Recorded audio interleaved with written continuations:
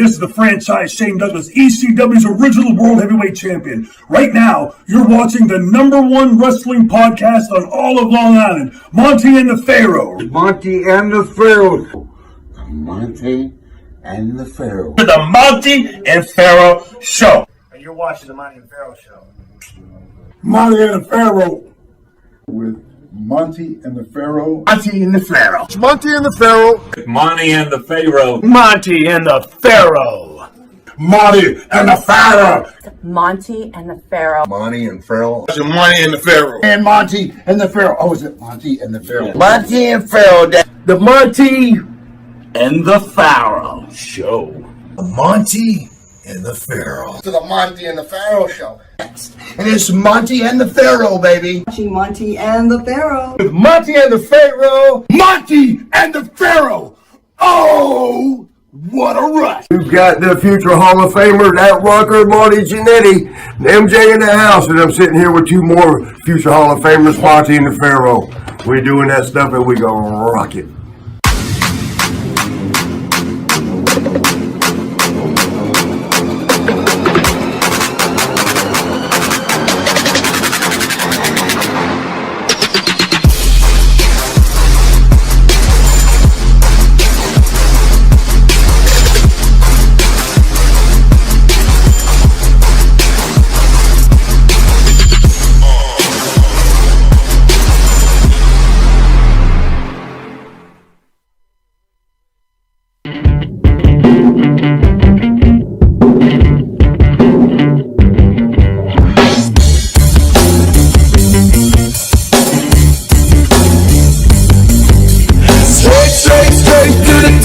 We're living this life, not just dreaming it, we're doing it for real. Straight to the top. Working hard every day just to live a better way.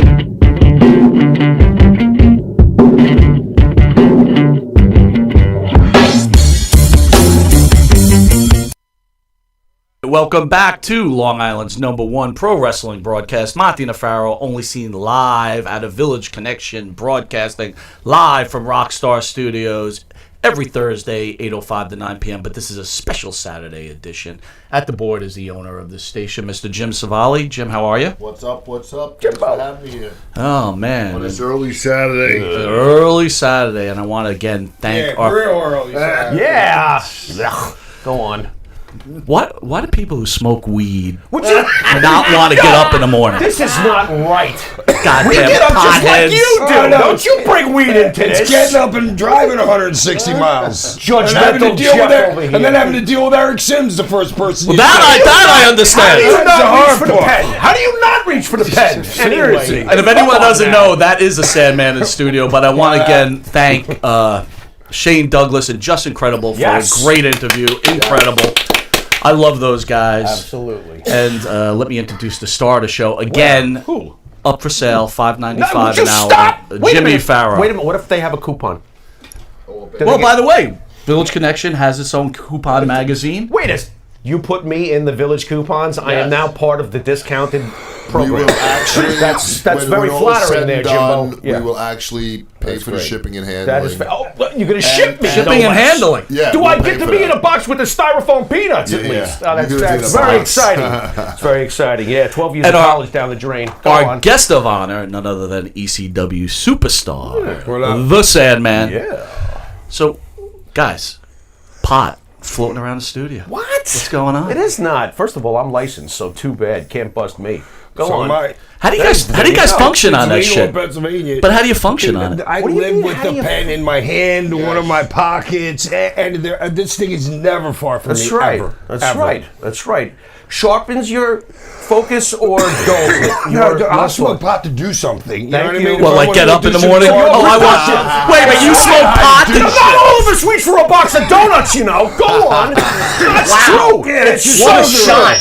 Just what? That was a shot across my bow. What are you talking? Oh, yeah. There you go. There's the double hernia, folks. Go Right. on. You're fired. I know. You sold me already. What's the difference? No, seriously. You have to smoke pot to go cut your lawn? Dude, to do anything. Do anything. How about to have sex? So, like, if you want to have sex with a woman? Or want to? Want to. Want to. Not have to. Boy, you got us on crutches. Oh, someone give me weed. Oh, God. I don't think I can get up today. What's wrong with you? Dumbing down of America. Holy stereotype, Batman. Anyway. They're invading our country. Hold on. Let me have another hit on my weed. While I sock the guy who's invading my country. I don't want to shoot. I don't want to shoot at the enemy because I have to smoke my Dude, they weed. feed soldiers acid and play the Metallica. What are you talking about? It's medicinal in so many Absolutely. cases. PTSD stuff. Dude, they're using ecstasy for PTSD right now. And stuff, you know what I mean? Thank so you. Don't get, pot is good. Wait a minute. It was given to us by, anybody know who the Queen of Sheba is? If you read into the Mahabharata, right? She gave it to us as a medicine, dude. It was given to us by God. Yep. Right. Absolutely. Bingo. So there. What about the Wait a minute, hold on. weed wagon? Hold on, Come on now. I've defended this country. I've been in many places, And as you you should all smoke. know. That's You why see I me brought up smoking the weed? I'm not claiming PTSD. No, you were weekend. drinking What are those beer. weekend dudes? No, bro, I was not a weekend war. No. I was. You know better than that. Wait a second. You were. That's right. You were You know watching better than that. VHS wrestling tapes overseas. That's right. I do remember. Boy, you were exciting. Yeah, go on. Have a smoke, will you? Lighten the hell up. Listen, don't get upset because you're a pothead. I'm not a pothead. I'm a weed dude. Anyway, Sandman. what is going on here? The Pharaoh is going to Aye. go over your illustrious career. Jimmy, take it over. And it is illustrious. It is illustrious, ladies and gentlemen. Our esteemed guest today, James Fullington, born June 16th, 1963. Wrong. What? June 19th. They got your birthday wrong? Where did you get this? Wikipedia's wrong. Are you serious? No, I don't even want to read the rest You of it. can't even fix it. This It's is impossible to even fix Wait a if minute. you went to court Can't or you? something. You can't write them and say fix this? What is going on No, here? you can't do it. Apparently, it's if you want something fixed, you can't be the person to do it. Like a company or something has to do it because they figure like, oh well, you're just going to change the shit. You know I'll what I bet mean? you the guy that got paid to write this was not high. I bet you. Idiot. Idiot. Next time, get the little smoke and get his birthday right, you moron. What is going on here? I think horrible. the way Wikipedia works is anyone can put the information up there. Or Anyone? Yeah, and you, But it's you can edit. I think you can edit. You have to be able to stop that. Nobody can just get on and write about him. That's terrible. Yes, you can. That's terrible. You can sign up. You can edit. It has to be approved. I have friends that text me happy birthday on the 16th. Yeah. Because they read that or something, you know what I mean? God. Not like people that I've known forever, but people I've met through the wrestling business. When was his birthday again? Well, did they get this part right? It says you semi-retired. Are you semi-retired? I have been since Okay. like 2008. Okay, so they got that part right. Okay, folks. For those at home, let me continue. A 5-time ECW World Champion. Okay, a legendary figure in the evolution of hardcore wrestling, an absolute legend. Also worked in WCW, but I don't want to get into that too much because I want to slap Bischoff again. Ladies and gentlemen, this is the Sandman. Yeah, baby. Yeah. Hey. Yeah, I'll do my Raven. Nevermore. What do you got, Mike? All right, let's get into it, man. Yeah. Your controversy about women's wrestling. Nice. What's the deal, bro? Awesome. Okay, dude. By the way. I don't know. I didn't know nobody's name. I don't care. I could know you for like 15 years, but I really don't know your name. Maybe I might know your wrestling name and not your real name. So I think I'm talking to. I'm working the room right here because it's great down there. There's so many wrestlers. You had a long fucking day up there signing shit. So I'm drinking some beers and I'm having fun. So I'm walking by. I don't even know who Tessa Blanchard is. Tessa Blanchard. I don't watch wrestling. I had no clue who she even was. She's just standing there. So I walk up to the blonde chick that I'm pretty sure is Johnny Morrison's girl. Does that make sense? Yeah. Was she in that match? Taya, you're talking. Yes, Okay, is that Morrison's girl? Yes. All right, so I'm just going by her because I like you because I like her. I like the way she works. I like her attitude in the ring. I always try and give her little pointers, because he's probably doing a lot, but some people need to hear a little bit of something from somebody else. You know what I mean? So I'm walking by. I'm like, hey, what number are you? What number are you tonight? Because I want to watch your shit. She goes, we're last. I was like, in Maine. I said, didn't something just happen with Ronda Rousey getting fucked? And Vince put her in the main, but I think it was a fuck job or something. I don't know. I didn't watch it or anything, but I just heard something like that. I said that to her, and what's her name? The girl that I didn't know at all. No, the freaking Tessa. Yeah. Oh, Tessa. Yeah. So Tessa's right on me right there. She goes, "Who the fuck is Ronda Rousey?" Her exact words ended about that level. I was like, one, I don't even know who you are, and two, you got some balls saying that loud to me. You know what I mean? And then she just starts rambling. She's not yelling. She's just talking right here. What are you guys? What, Shane? What are you, about 20 feet away? Did you even know any of that was happening until she followed me over to you guys?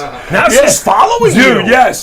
Dude, I said, listen. This is very aggressive. What's going I'm on like, here? yeah, so Ruining your hide, too. So she buries Ronda Rousey and fucking, and the other girl wasn't even there. There was another girl there, the short, stocky one that says so. That girl was not right there right then. I don't care what the fuck she says. Okay. She was not there. There was three of us. That was it. And we're close. We're like the blonde chick's here, the Tess chick's here.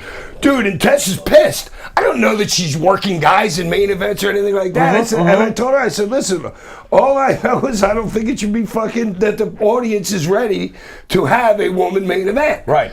Then she went off a little bit more. I'm like, sorry, we're going to have to agree to disagree. Right. And then I start walking to the circle of the ECW guys that are like 20 feet away.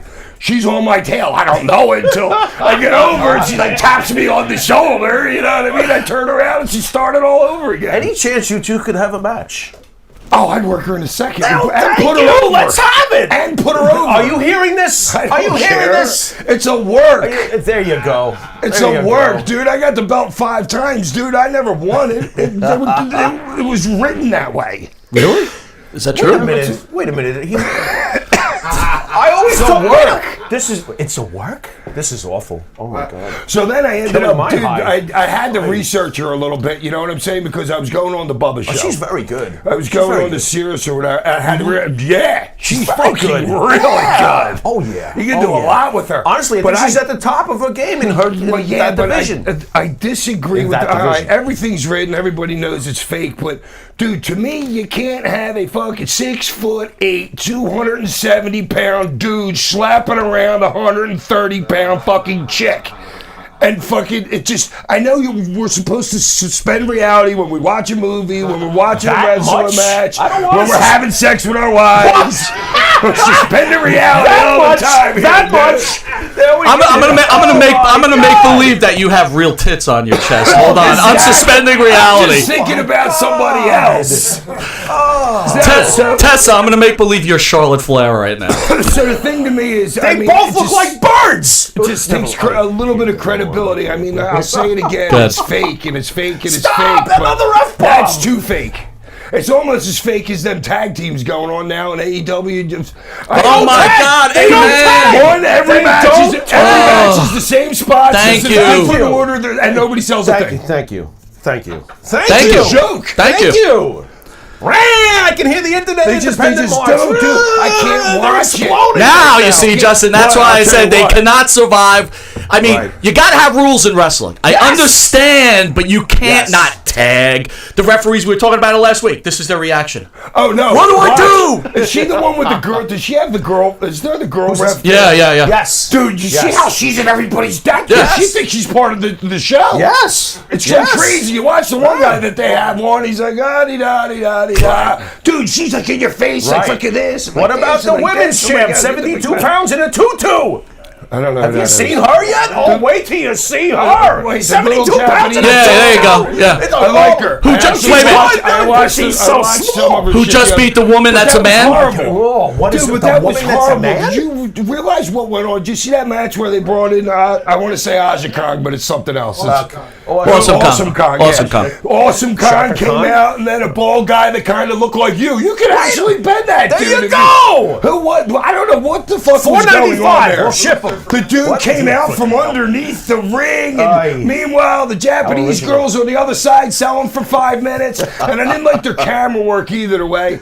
Aja comes out, Awesome Kong comes out of the freaking, like, right behind the camera and close Aja for the second Wait a time. minute. All right. Here's we were talking about this a couple of weeks ago. You could have great wrestlers. Yeah. But if you cannot have a high quality production product, That's the reason why Vince will be there in the end. Dude, his production quality.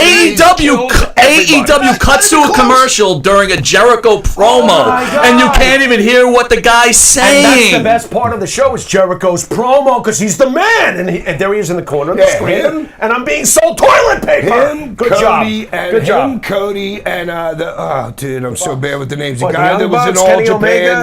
Omega. There you go. He entertains me. He's great. Cody and Jericho entertains me. Absolutely, they're all great. But the rest are just, I know, and they're making all these. Everybody's in a faction or something. It seems like, you know what I'm saying. Does it feel like WCW to you a little bit? I don't know. I wouldn't. I'd have to be in the locker room to check that out. Okay, because it seems like a lot of TV. retread, I don't really get a feel for it. Okay. How about let's go back to the beginning with you. How do you start in the game of professional wrestling? 4 years old, always wanted to be a professional wrestler. Didn't want to be a doctor, lawyer, fucking cop. I wanted to be a pro wrestler, so I got to live my life's dream. And how many people get to do that? Yeah, congratulations. And they get That's paid awesome. to sit there and talk about it. You know, it's freaking great. Sweet. So, me and my boys, dude, I'll tell you a couple quick stories. Gorilla Monsoon has thrown me out of the Philadelphia Spectrum 2 times. This is what I did. Back in the day, security was the shits. The guys didn't even have, like, they were just guys in regular clothes. It's Andre the Giant against Big John Studd's steel cage at the Spectrum. I don't know what year it is.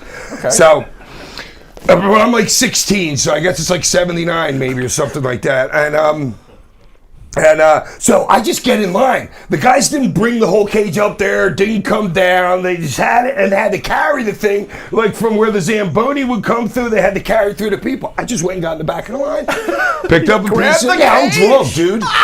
I'm drunk, like drunk. That was my shit. Getting drunk. Me and my boy, me and my buddy Ruben, and going to the fucking to the matches.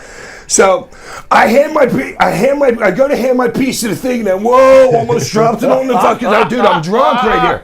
So I get the cage out of my hands, and I go back, and I'm like, I'm getting under the ring to see if there's a fucking spring under there, because I didn't know then. You know what I mean? I got under the ring, and it was. What is this guy doing? I swear to God, it must have felt like I was under there for like 10 minutes, which was probably more like maybe 15, 30 seconds, but I was just like, oh my God, there is a spring underneath the ring. I'm like, you know what I mean? Because I was still, dude, I'm 16 years old and I'm still kind of believing this, but I'm like, well, why aren't their eyes black and blue and shit like that? You know what I mean? Another time, this wasn't at the Spectrum. Something was happening at the Spectrum, so they had to go and do something at like Drexel University or like a smaller fucking building, like right by like 30, not too far. No, it was actually about 5 miles from there. So anyway, Superfly Snooker's on the way to the ring. Dude, I got blonde hair down the fucking here, like bleach blonde hair. I'm fucking feeling myself. I'm like 18. I'm fucking a badass. But I like Snooker. I was just shit-faced. So Snooker, so it was kind of just like being at the arena, you know what I mean? Where they have guardrails and you walk in there. Snooker goes by and I keep trying to fucking stand up. Snooker walks by and I slap the shit out of him on his back. He turns around, grabs me by the hair, starts pulling me over the fucking guardrail. Here comes Gorilla Monsoon. The like 3-4 security guards are in between us. Swear, totally true. Gorilla fucking grabs me like this, like a Mark Henry, fucking picks me up with like one hand, because you're a big motherfucker here, you know what I mean? Yeah. He takes me through the back, which wasn't far, because the building wasn't that big, presses a button, the garage door goes up, tosses me the fuck out, boom. So, I'm waiting outside for my buddy to come out. I walk around the front, he goes, dude, I thought he was going to kill you. I'm like, what do you mean? He goes, Superfly went into the fucking ring, headbutted him, went to the top rope, finished him fuck off, and went running back looking for me. Find you. Oh, man. Another time, no, I didn't get thrown out that time.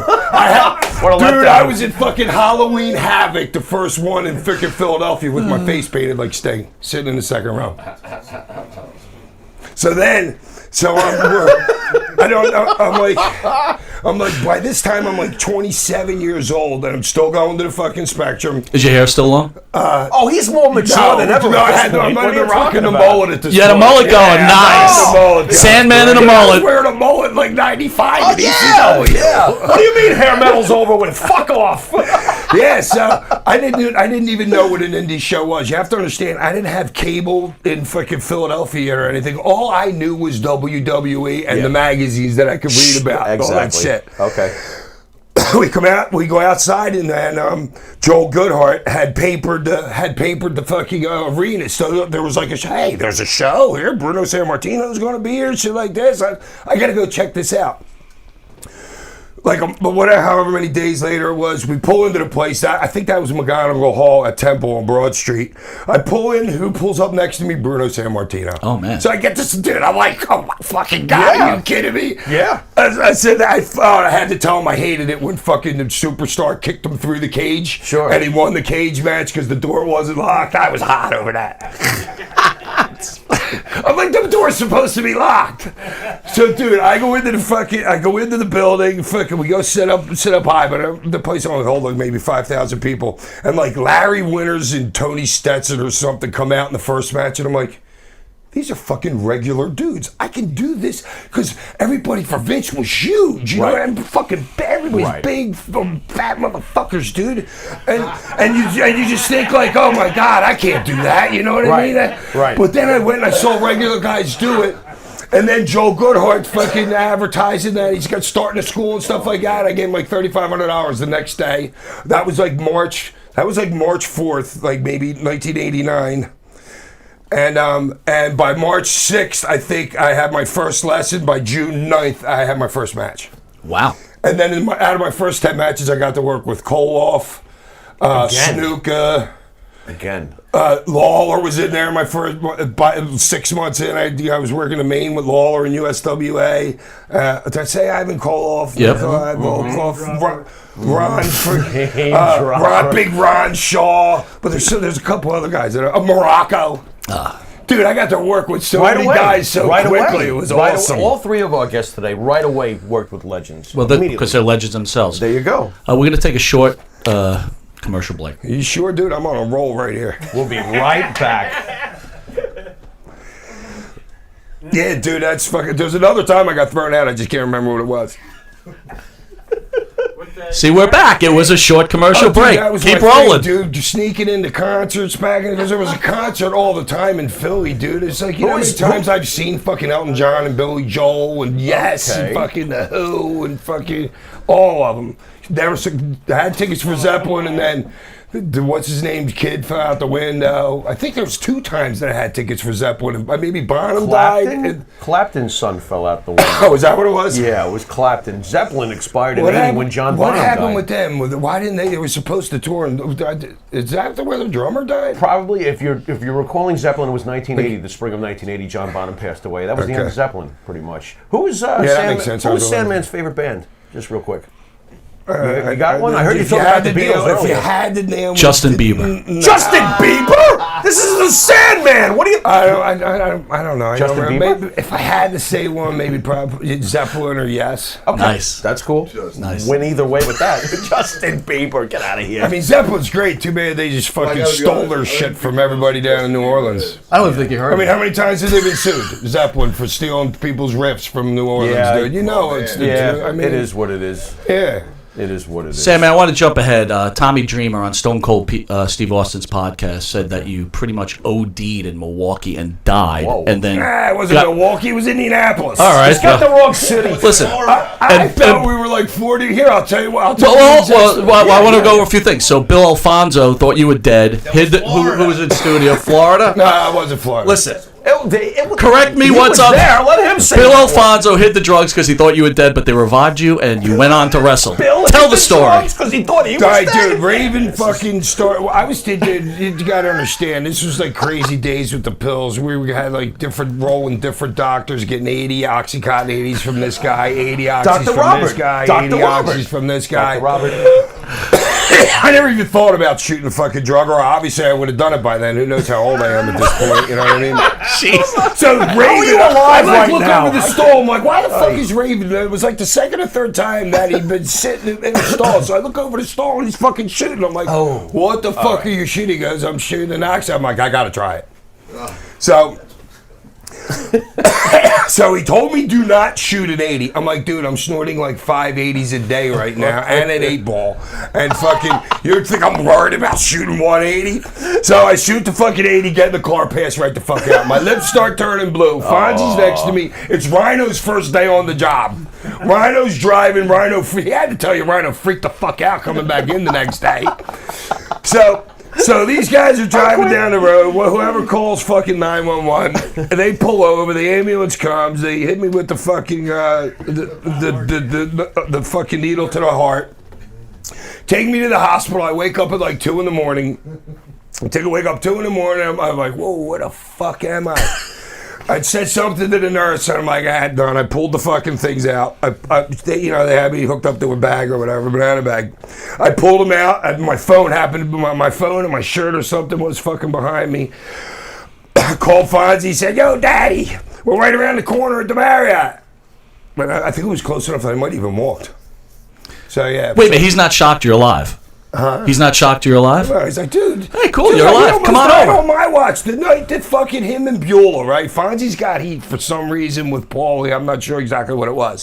So Fonzie bled like a fucking pig. I take Fonzie to the hospital on fucking Broad Street. And he goes in there, emergency room. He lost like, I don't know, if you have like 8 points of blood, he lost like 5 of them or something like that. You know what I mean?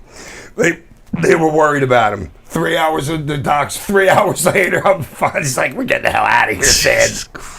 The doc goes, no smoking, no drinking this. I had a cocktail waiting for him and a cigarette in the fucking car.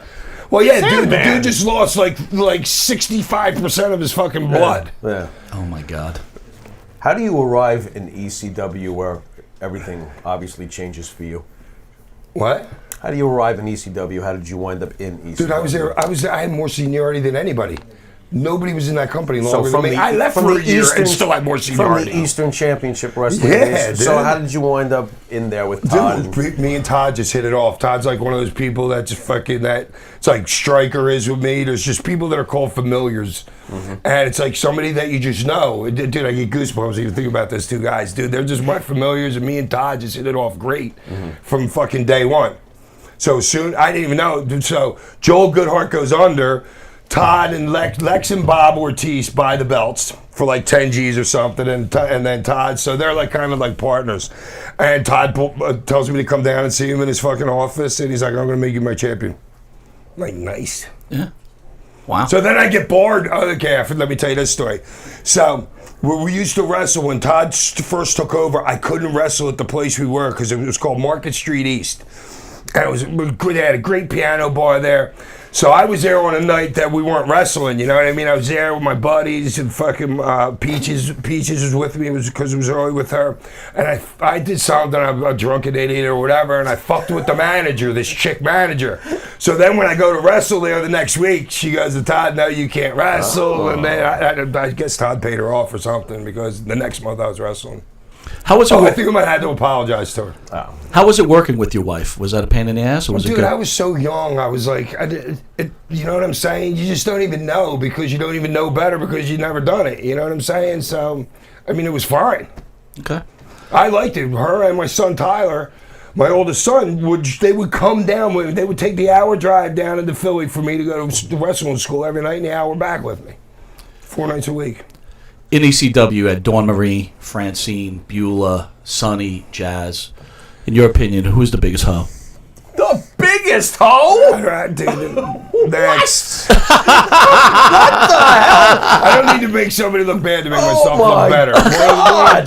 A great lesson that everybody in this room should learn in life. You don't have to make somebody look bad to make you look good. There you got go, it, brother. How about your opinion on Paul Heyman, if I Love can him. get one? Dude, I wouldn't be here if it wasn't for fucking him, dude. My brother was like Paul Heyman. He believed his own shit. He couldn't tell the fucking truth. So I knew Paul Heyman before it was my brother, you know what I'm saying? So, but I didn't care. The guy was putting me over, coming up with great ideas and shit like that, dude. My career's taking the fuck off. All right, he owed me some money at the end, but luckily I had always made money before. I was making $75,000 a year. The first when I started wrestling school, you know what I'm saying? So. Wait a minute, you were making $75,000 a year wrestling, or did you have a separate job? Yeah, in a regular job. What were you doing? I was selling newspapers for the Philadelphia Inquirer, not one by one. I would put like 10 kids in one of the Sandman vans. I would take them to a neighborhood. They would go around and sell like 100 orders on a Saturday. They pay me $25 for each one, and I give them like $5 to $7, depending on how many they wrote. Okay. So that's a gutsy move then, leaving that type of job to Well, go to professional wrestling, right? Well, it was only certain. Well, there I had a little problem because I had Peach's sister take it over, and she was a girl and she was young, and the boys from the hood abused her and stuff. You know what I mean? But it worked out in the end. I had some money saved, so. How is your relationship with Heyman now? We don't have one. I can't even remember the last time I talked to him. Really? Yeah. Haven't spoken I to don't him know. in I'm stupid, though, dude. I could have talked to him a year ago, but I just wouldn't remember it. But I don't think so. Probably, I don't know. Was he there in 2008 when I left WWE? I guess that would have been the last time. Wow. Long time. It's a long time ago. As you said, you were there from the beginning with ECW. Ironically, your first championship, when it was still Eastern Championship Wrestling, I believe, was against Don Morocco. Can we get some memories of my personal favorite? Yeah, I'll tell you, fucking great memory. Magnificent The Morocco. finish is Morocco puts me up for the fucking. He did like a tombstone or something then, right? Like an inverted pile driver, whatever the fuck it was called. Peaches, and he brings me over by the ropes. Peaches throws the powder in his face. He falls back, pin 1, 2, 3. I didn't see it because of the position what I was in, and subsequently you learn by fucking up. She goes to throw the powder, but you have to have powder mixed with 50% salt or 50% sugar, or it's not flying anywhere. You know what I mean? We didn't know that back then, you know what I mean? So she threw it, it went nowhere, and Morocco goes like this. There's like a puff. Morocco runs into I can't stand up. Morocco takes a step forward and goes, and then falls back. That's hilarious. I know you expressed fondness for Todd Gordon. How did you develop the Sandman gimmick and in-ring approach, and did Todd have much to do with that? Well, yeah, Todd took me from the surfer thing to fucking him saying to Paul, because Paul didn't believe in me at first, and he was like, Todd told me, he goes, Paul's like, hey, I know he's your boy and shit, but he ain't got it. Well, and then Todd's like, well, no, just let him go out there and be him. And next thing you know, it's the beer, it's the cigarette, Nancy, bam, it's off to the races then. Do you think Vince was afraid of your gimmick? What do you mean afraid? I don't think Vince is afraid of much, dude. Yeah, well, New Jack expressed that he was afraid of him. I just wondered if your gimmick was a little too much for Vince, even though Vince was ridiculous. I guess not safe. How about I wonder, any thoughts on Vince McMahon? No, he was cool a couple times I talked to him. So he was, okay. I was going to ask you to compare Vince to Paul Heyman, your experience. Nah, when I talked to Vince for fucking 30 seconds. 30 seconds. Oy. You mentioned Nancy. Thoughts on Nancy and I Chris loved her, man. Benoit? She taught me so much. Freaking Nancy taught. Well, because you got to understand, Kevin Sullivan's going to take the book down in freaking WCW or whatever. I'm pretty sure. Yeah, WCW. And he goes to me, pulls me aside. He goes, listen, I'm leaving my wife and she's going to start coming out with you. And he gave me a couple pieces of advice. He said something like, he goes, dude, promoters will love you because you fucking, you could get over, you can lose every single night of the week and get over more than the guy that beat you. And I was like, love it. And that's why me and Dreamer would fight over who would win, dude. I've literally lost like 80, maybe even more than 80% of my matches. I would never win, ever. Because you're working with Sabu. He don't want to do a job. He don't want to do a job for you. Shane, he don't want to do a job for you. Sabu. Damn, Shane. Shane. Well, you got a guy. Sabu. These guys are taught by, do you know what I mean? I thought you were reasonable. What's going on But I can here? understand it totally. Because, the Sheik's teaching Sabu. He's like, no, you don't do a job for fucking anybody. Can I ask? I know it. You can decline if you wish. What were your thoughts when you heard about what Benoit? Dude, obviously I was fucking shocked. Okay. Dude. Yeah, I liked Chris a lot. I mean, everybody liked Chris, but shit happens. Were you surprised? Did you see anything coming that way? Just out of the blue. Yeah, no. Okay. You obviously watched the entire transformation of Eastern Championship Wrestling to Extreme Championship Wrestling. Did you know at the time what sort of impact this company would ultimately have on the business? No, dude. I would have appreciated it more, and I would have treasured it more if I did. You know what I'm saying? We're just rock starring it the fuck out. You know what I mean? Straight rock stars, dude. Sure. That's what we are. You're not thinking about how, what your place is, but I'll tell you what, I do remember when we started making Japanese magazines, and I was like, all right, dude, we got something here. Something's You know going what on. I'm saying? Yeah. You held ECW Tag Gold with our good buddy Too Cold Scorpio. I wanted to get your thoughts on tag wrestling versus one-on-one competition. Do you have a preference? Yeah, probably one-on-one more than tag, especially the way tags are being done now. Where there's like 8,000 moves, nobody sells anything. You don't even have to tag in AEW. Dude, I didn't even notice that when I watched. Yeah, I don't know, because to me, I was telling, who the fuck was Pat? Was I telling you that freaking I think we were watching. Hey, Pat, how are you? Pat, what's going on? But we were drunk. Who spun the guy to pull the hair to make sure that the ref actually didn't say it? Was that me and you talking about that last night? I can't remember. That was drunk. Yeah, but like it was actually, it's just weird because I noticed. I'm like, wait a minute, did you see somebody actually spun so the ref didn't see when they cheated? Right. It's like a joke. They see everything. You had many different angles in ECW. We were talking about Vince being scared. Do you think that whole Vince crucifixion? wasn't scared of shit, dude. He had Paulie in his pocket the whole time, way earlier than anybody even fucking knew. Right. What did you feel about the crucifixion angle? Dude, I loved it. What are you kidding Do it me? again! I made it. I made the cross, dude. You know the Really? dude. You know the freaking who was it? The scaffold match with Dreamer on the chain swinging. I built that whole thing and put it up there myself. The cross thing. We get back in. We come back through the curtain. I'm loving it. Everybody's just like standing there like that. And I don't even know who the fucking Kurt Angle is. That's what I was about to ask you. Like, I don't even know who the fucking dude is. When I walk like 20 feet, there's a circle. Here's Todd, here's Paulie, here's Shane, here's Kurt, and there might have been somebody. Oh, Raven. And I'm like, no, do not fucking do it. I don't fucking care. Do not go out there and fucking apologize. I'm going to be pissed. I was very adamant about that, dude. That made him look like a fucking straight pussy. It still makes me mad today that fucking that happened. But I guarantee you, Kurt Angle didn't go up to fucking Vince and say anything when the Undertaker put fucking what's his name on it 6 months later. Yeah, I mean it was a cross. It's a really good point. However they made it look all nice. Yeah, good point. You think Kurt went to Vince that night? Nah. No.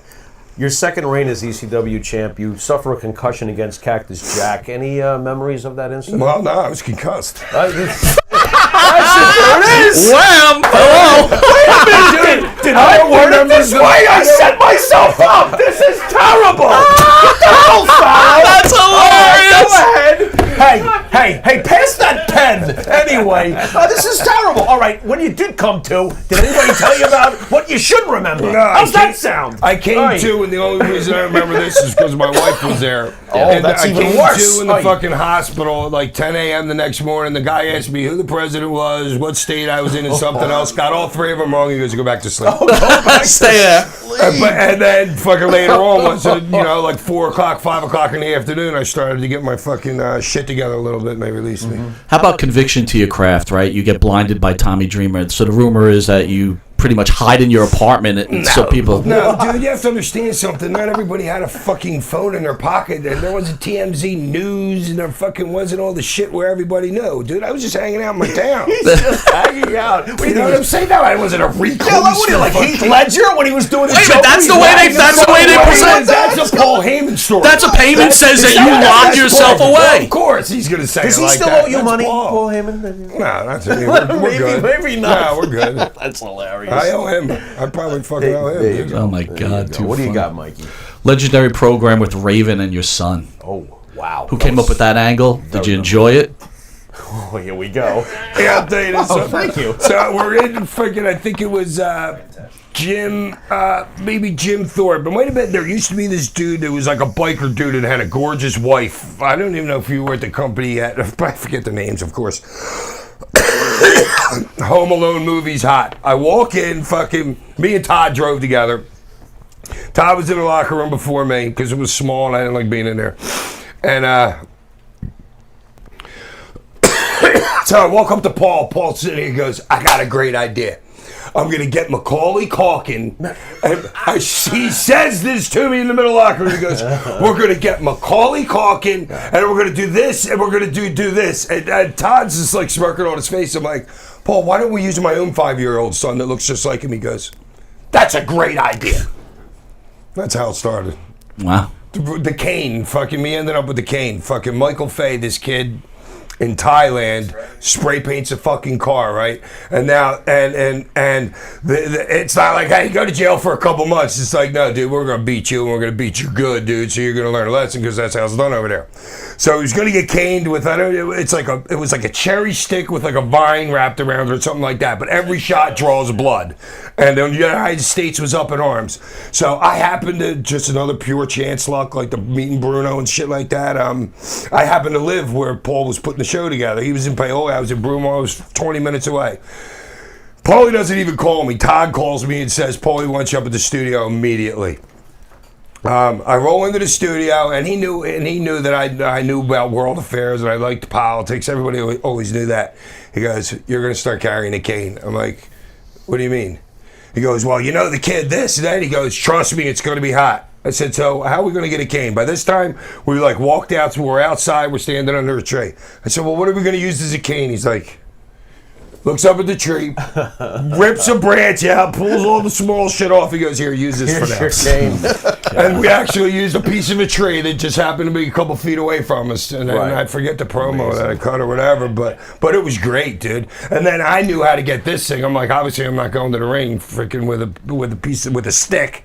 You know what I mean? And I had saw like a video or something of Tojo Yamamoto using one in like Memphis at some time, and I'm like, I got to go find one of those things.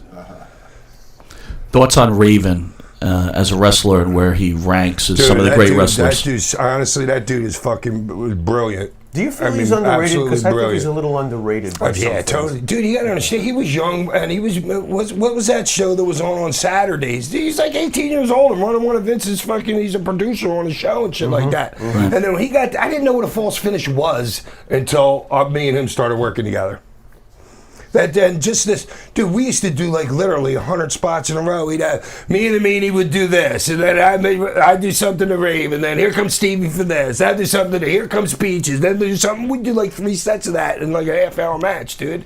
Elaborate fucking shit, dude. It was good. Everybody had great time, and yeah, so yeah, I would say underrated. Unless you know him, then you're like, he's a dick. I was going to ask if you still speak with him now. Yeah. You do? Okay. Yeah, this guy's cool. Tell us about your memories of when, you mentioned earlier, when Vince crossed over with Paul, the crossover promotion deal. Do you remember some stuff about that? I don't know. You have to give me a match. You'd have to tell me like a match, and that's the only way I would know. Well, one thing you did reveal was basically Vince had Paul from the get-go. To the fans at home, we thought it was a competition. The only reason I found that out is because there's that the guy that's suing them about getting a bunch of wrestlers for the head injuries or something like that. I'm like, no thanks. I want to try and get maybe in the Hall of Fame someday. You hear that one? Yeah, well, I don't want to see you sue him. You ain't getting in the Hall of Fame. That's it. Right. So and then I ended up like a year ago. A year ago, I asked fucking. I was talking to Sabu about it because I knew he was part of it. And then he was the one that told me, like, I'll say here, but it could have been 6 months ago or whatever it was. But he was the one that the lawyer found out that those two, that's the only reason why he could sue him for because Sabu didn't do it. All his shit happened. He wasn't doing like the total Sabu thing in the version that we were doing up there. You know what I mean? It wasn't as crazy. But yeah, those, I think he said 95 maybe. Lanny Poffo was in studio. I know you have experience with Bam Bam Bigelow. Lanny was not a big fan of Bam Bam. Your relation? Oh my God, are you kidding me? I fucking love Bam Bam. I love working with him. Never touched me. Fucking. Bam was the best, dude. And he rolled the best joints too, dude. The size of your finger. I like him already. Bam was great. I like him fine. He sounds Loved great. working with him, dude. He was so easy.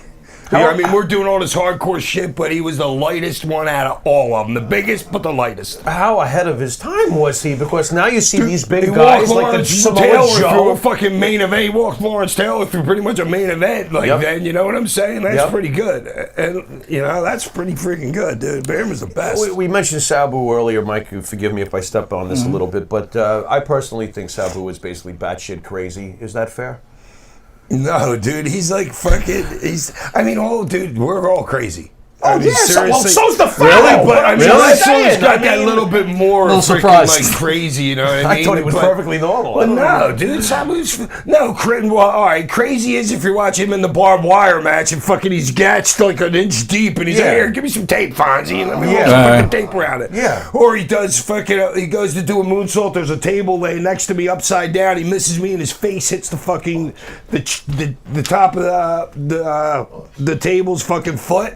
Right on his foot, goes back, 2 teeth missing, doesn't bat an eye about it, dude. He taped his muscles back on. No, or some crap like that. Match. Dude, his tendons are hanging out. He's like, that's no problem. Let me just Band-Aid myself and get back to what I'm He told doing. us all about super glue. I'm pretty sure he was the first one to So I guess by definition, that would be crazy. He super glued you? We super What is One of my super- buddies Explain playing first this. base in softball last year. Freaking me and Pap are playing every Sunday. Okay. And Blick's at first base. He gets caught in the head with a line drive. He's got a nice cut. We went to the bar and super glued him right at the bar. Nice. Yeah, he wanted to go to the hospital. Like this. Super glued. Oh, by the way- You can't even see a scar now. By the way, the Pharaoh Stitches are easy. Pharaoh is a softball ringer, so you can ship me to Sandman softball game for $4.95 plus tax. You can just put me in a Wow, that $4.95's really got him He don't going. look like Pap. He don't look like he can play to me. Oh, dude. boy. Oh. Boy, He would party night. You're in for a surprise, brother. Let's go catch the ball. Dude, I played catch or fast pitch in the park for 25 years, man. Oh, yeah. How do you judge a ball player? That soft pitch crap. How do you know if someone's a good ball player or not? I don't know. Give me like 2 minutes out with him doing There you go. anything. Let's go. With Let's a go to the basketball. park. Yeah. Oh, with a basketball. Nice. Basketball. There you go. So growing up, did you play baseball? I sucked. I couldn't hit. Well, hitting's difficult. Yeah, it was my worst sport. Is What this- was is your this best slow sport? pitch you play or Basketball. fast pitch? Basketball? Yeah, basketball and football. Fast pitch or slow pitch? No, I like high arc. Oh, that's not I like softball. fucking 10 to 15. I like high arc. Yeah, You high know, arc is the best. They throw But I've hard. never done like the Eddie Feiner, Yeah. dude doing Yeah, the the 65 swinger league. Yeah, or no, 70 I or do that. whatever. That's Nah, right. I'd probably the bat wouldn't make it off my shoulder, probably. Really? Oh, okay. So you transitioned to WCW. Is that like a culture shock to you at this point? Oy.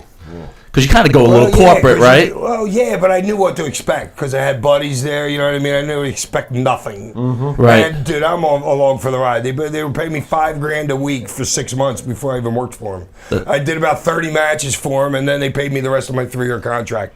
Wow. I forgot to turn it off. Who came up? What? Yeah. How sharp? That's because you got to understand. That's the year they went under. They lost all Right. that $70 million. I just got lost in the shuffle, dude. I only worked for them for one. I signed on September 9th. Was gone like by September 11th, like the next year. Was back in ECW like October 28th. But and you're only supposed to get paid for 90 days, dude. They paid me the rest of the contract.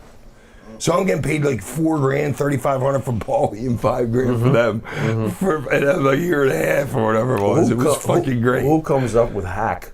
Me. That's You my, came well, up no, with hack? it's my brother. Okay. When I was like playing basketball when we were kids, I ended up being Hack, dude. My kids call me Hack, dude. My parents call me Hack. All right. I've had that nickname since I was very, very, very young. Okay. They don't want to they pull me into this room just like we're all sitting here. There's Bischoff, there's Dusty, but this is when Dusty gave me the fake barbed wire. And then Nash is in there. He just got the book. And they're like, dude, I told him, I own Sandman, right? There's a reason why Vince doesn't have. There's a reason I have. Paulie tried to get it from me once. He tried to sleaze me, and I found out about it. It's all good. Wow. Because he filed after I did. And Really I didn't now? know about it until I'm pretty sure Todd might have found out. Todd had something to do with it. So where was I going? What was I talking about?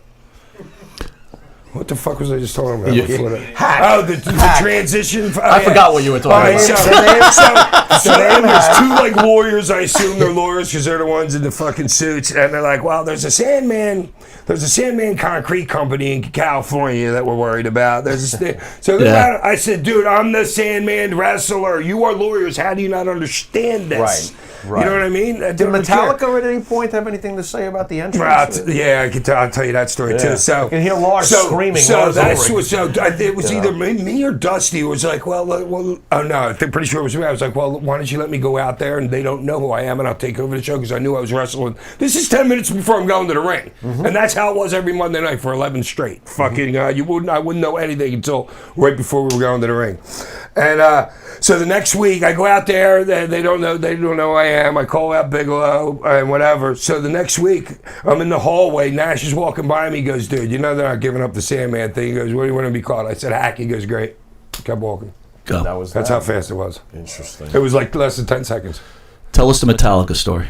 I heard this one from Dreamer that Metallica offered, and like when they came out with the whatever album, dude, I don't listen to them. I don't like the heavy metal. I love my Black song, Album. but whenever they was that like 94, 95? 91. Okay, well, they offered to play at one of the WrestleManias, and Vince was heard saying, "Who the fuck is Metallica?" So, Vince, whoops. When they went to buy my music, to use my music for my entrance, what's his name was like, they giving them shit, and then that's why I had to come out to something else. Oh, man. The ECW as a whole, do you think there's a possibility that the WWE introducts you guys as a whole entire group? If that's going to happen, then I would figure that would be the way. Justin, you're shaking your head no. Why? When they have nobody else to put in. If it's a collective, but the collective won't be the real ECW guys. It'll be Dreamer, Heyman, blah. You know what I mean? Right. It'll be a fake ECW, anyways. I gotcha. Just like Even the Hall of Fame, it'll be fake. 2006 ECW. In my opinion.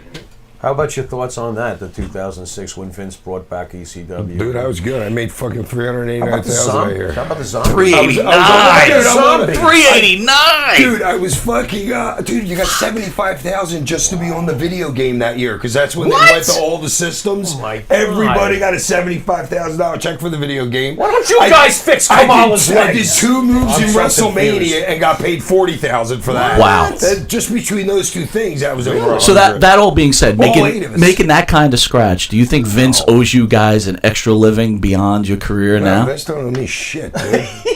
Well, Where the that fuck would takes he care owe of me that. anything? Well, you got people out there saying Doesn't that. matter. I call my own shots in life. He gave me the opportunity. Thank you, dude. Are you set? Give me another one. Are you set for life now? Are you set? No, dude. I've blown a lot of money in my life.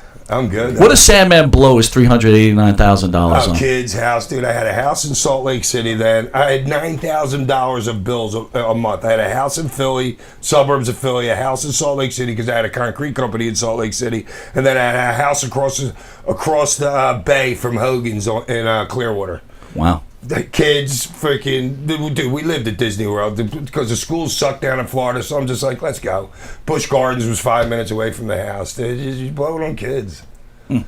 Thoughts real fast on Rob Van Dam's impact on wrestling, and especially the way you see today's wrestlers flipping and flying all over the place. Thoughts on RVD's Van Dam's impact? fucking guy. He's like one of those innovator dudes. You know what I'm saying? With like the Van Dam lift and dude, and he'll kick your head off from like anywhere, anytime. But he's a very good friend of mine. In fact, I was just texting him something the other night because I was thinking about starting a company and calling it like a Samboy thing, and he actually made that up. Rob used to call me Samboy. So I'm texting him, I'm drunk again. It's like 1 o'clock in the morning. Let me tell you how this went. Oh, we're gonna get the actual text. We can actually pull up the text. This is actually dude. okay. In between, we're bringing in promoter Eric Sims. Here we go. All right. I said 8:02 p.m. I was drunk. I thought it was like 1 o'clock in the morning. Dude, you used to call me Samboy, so I can't say it was my idea. But I'm gonna name a new company of mine, Samboy. Are we okay, or do I owe you money for the idea? He sends me back with one of his emojis. I think we're good. I say lovely. Then he texts me back at 1:20 a.m. in the morning. Miss you, bro. Love you. With one of those emoji things. Nice. RVD. Yeah, man. I love RVD, man. He spiritually, he was the one that he told me a lot. You have a lot of respect for the business and the people you work with, it seems, right? Well, yeah, dude, fuck. Then you wouldn't have respect for yourself. You know what I'm saying? There's a lot of guys that came from fucking nothing to do this shit, and it's because they loved it. It's not the guys that were football players and then they fucking couldn't make it in the NFL and they're like, oh, let me be a wrestler. You know what I'm saying? These guys freaking lived, eat, breathe this shit 24 hours a day for years and years and years. So you gotta respect it. Because I know I did. Bringing in Eric, speaking of respect, bringing in super promoter Eric God. Sims. Eric, where are you going to be with the Sandman? We're back again one more time. So, Sandman, Shane Douglas, just incredible. 1 to 3 p.m. today. We're back at the Wrestling Universe, 3429 Francis Lewis Boulevard in Queens, Flushing, Queens, New York. And then tonight, Titan Championship Wrestling, right? The debut of Titan Championship Wrestling. Same owners, -1. Oh, new Throwing shots. Yeah, hey, former hey. owner. Titan Championship Wrestling. It's a night of extreme. The night of extreme is tonight. You're lucky I'm going It's tonight. Oh my God! You see the shut of my head. The night of extreme is tonight. Holy shit! He's hardcore! Just incredible! Holy shit! He's hardcore! Arrogant, New Jersey at the American Legion Hall. I'm gonna be there. They're gonna be there, and so should you. Wow, unreal. God, that was great. I gotta tell you. Aspirin, you all right over there? Oh, All right. my Lord. I want to Sandman. thank again Shane Douglas, just incredible, and I want to thank you, Sandman, for coming This is in. easily the funnest interview I've ever done. Oh my God! Look at putting us over. Usually it's guys that just like sit there. Well, let me ask you a quick question. Like a Howard Stern. Let me ask you this. Thank you. Where it goes. Let me ask you this question. In 1995, you put an armbar on Raven. What was your feeling at that moment? Nerd, shut up! Oi. Here, smoke this. Dude, I don't think I put an armbar on anybody. I've never seen you put an armbar on anybody. No, honestly, this has been our honor. You guys Absolutely. have made a difference in wrestling. The fans still love you, and I do believe the WWE will recognize what you all have done for this business. Again, we are honored to have you guys on our show. And Sandman, that was a great interview, and I appreciate everything. I'm out. Thank you for being with us. You've been watching Long Island's #1 pro wrestling broadcast, only seen here live out of Village Connection Studio, out of Rockstar Studio. You can catch Monty and the Pharaoh at www.montyandthepharoah.com, on YouTube, on every podcast network, and also on cable, channel 115, every Tuesday from 8:30 to 9 p.m., Saturday mornings from 6 a.m. to 6:30, where you'll catch Sandman, Shane Douglas, and everybody else. And then starting on channel 120, don't know the time yet, and our newly affiliated Fox Network, Sports New York. You've been watching Monty And the Pharaoh. Later. Thank you. Good job, That Eric. was awesome. Good job, man. Lovely. Thank you, bro. Thanks, bro.